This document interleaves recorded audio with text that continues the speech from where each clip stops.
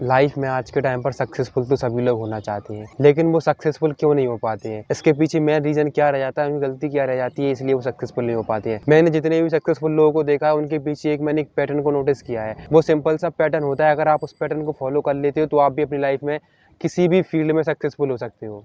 एक successful person और एक अनसक्सेसफुल पर्सन में फ़र्क सिर्फ इतना होता है, जो सक्सेसफुल पर्सन होता है उसको पता होता है कि वो ये काम क्यों कर रहा है और उसे पता है कि वो कभी ना कभी सक्सेसफुल हो ही जाएगा।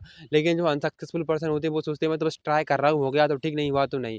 वो अपने फुल डेडिकेशन के साथ किसी भी काम को नहीं देते हैं।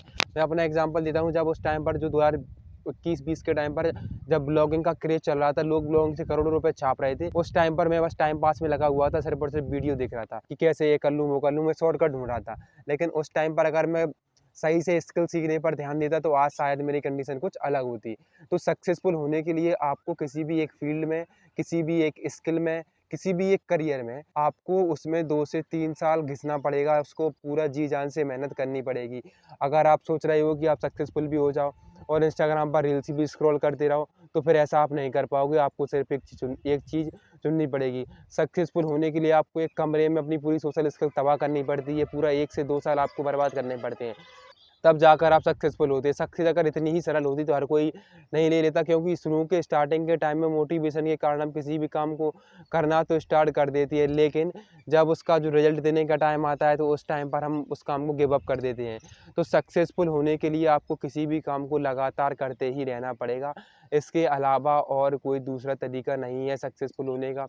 सक्सेस होने मतलब जो सक्सेसफुल पर्सन और अनसक्सेसफुल पर्सन है, तो आप बिना किसी ज़्यादा मेहनत किए सिर्फ एक डिसिप्लिन को फॉलो करके आप सक्सेसफुल बन सकते हैं। किसी भी लाइफ के एक फील्ड में आप फोड़ सकते हैं।